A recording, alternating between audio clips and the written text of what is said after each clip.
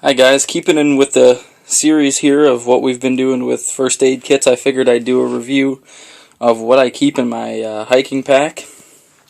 I won't go through the whole bag now because there's a lot of stuff in here and I like to keep these videos as short as I can, but this is the first aid kit and emergency kit that I essentially bring with me when I hike, and this is also the hiking bag.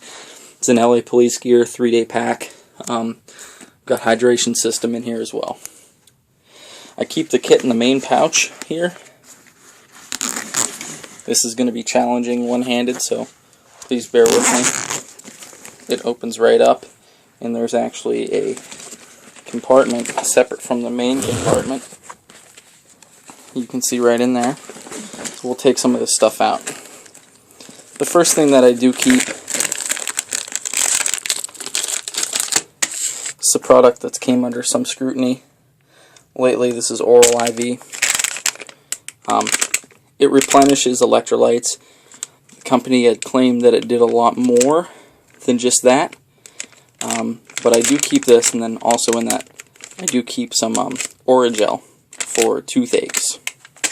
So that's good stuff to have when you're hiking, especially since you can add it to the hydration pack. Second thing is a Israeli battle dressing here. Instead of keeping the tourniquet, I do like to keep one of these. I keep it in the vacuum seal to keep it new so it doesn't get old, doesn't dry out, things like that. And this is just generally nice if you do need to apply that to someone. You know that it's there. You know that you haven't used it.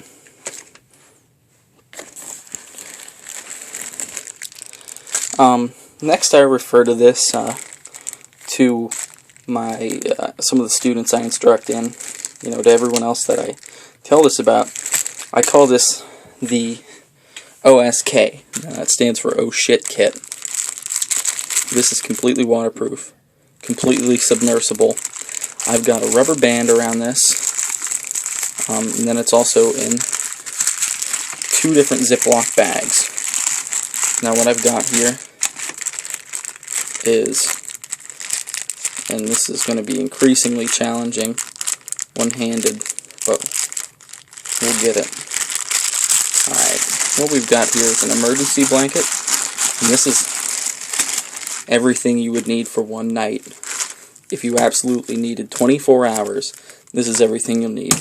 Emergency blanket, of course. Reflective, you can also use that as signaling. And of course, in a separate Ziploc bag, we've got a lighter, a brand new fire steel with striker, and then this ball right here has a rubber band around it.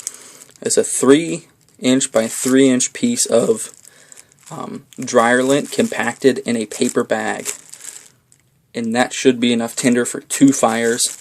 You've got no excuse with the lighter, because that'll do the trick no matter what.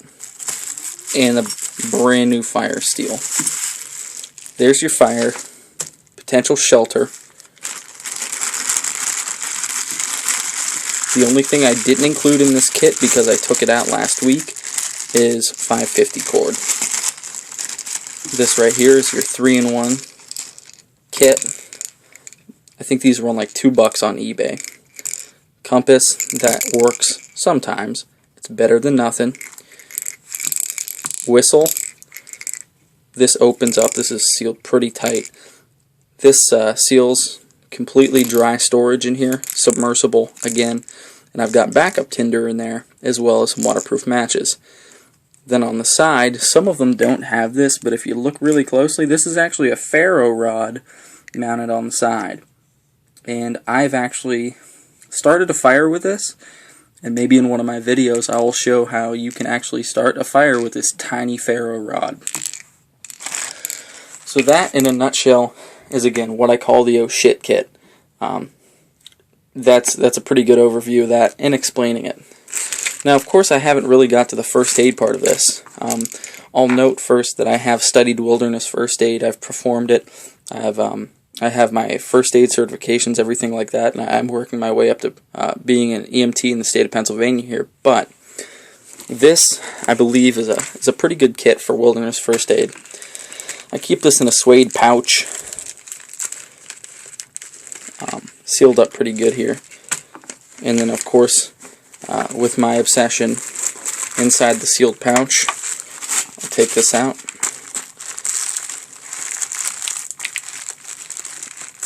It's a Ziploc bag,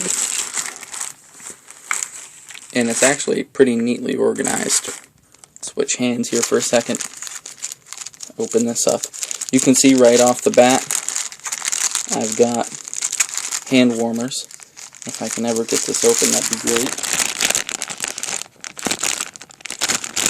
The downside of Ziploc bags is they really like to zip shut.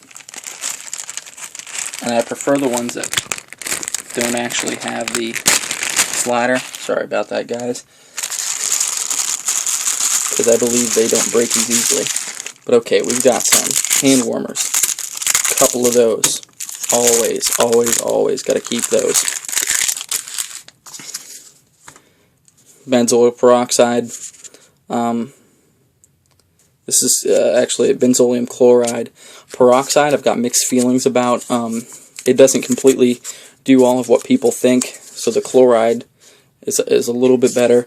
Peroxide actually gives the bacteria the ability to grow a little bit better than other things like a disinfectant kind of wash would be, or an iodine. Other than that, I've also got 3x3 non-adhesive pad, general bleeding. I keep some moleskin in here, a couple pieces of that. Some splints, you saw those in my smaller EDC kit. Some more moleskin, an alcohol pad. I do like alcohol a lot better than peroxide. And then of course this is a small bag of miscellaneous aspirin, ibuprofen, and you don't want to get those wet, so I keep those extra packed up. I'll just dump the rest of this out for the heck of it so we can go through it.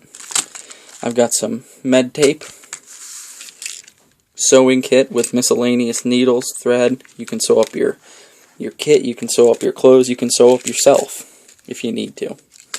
Important things there. Small pair of scissors if you need to. This is a whistle that doubles as a bandage holder. First aid cream, couple moist towelettes, some Advil, and those aspirin that I did mention over here, those are 350 milligrams each. We got some more first aid cream, first aid antibiotic ointment, and some butterflies. Outside of that, I do keep one or two more things in my pack that a lot of people do carry with them in different types of ways, and I'll explain probably the most important part of this video, but I'll do a separate video on it. I do carry a shemagh, very large headscarf. This is one of the Condor ones, so you can kind of get a price point of probably about $12 on those. Large, used to cover up. It's not the thickest thing in the world, but if you double it up, it's great. Probably the most controversial part of this video is this thing right here. This is a 1.5 inch thick locking piece of nylon strap. Now, a lot of people carry combat application tourniquets, things like that, but this is a lot better than just using paracord. I'll go into that in a different vid, but this is the final last thing that I really carry with me. So that's pretty much a brief overview of the Wilderness First Aid Kit and Survival Kit.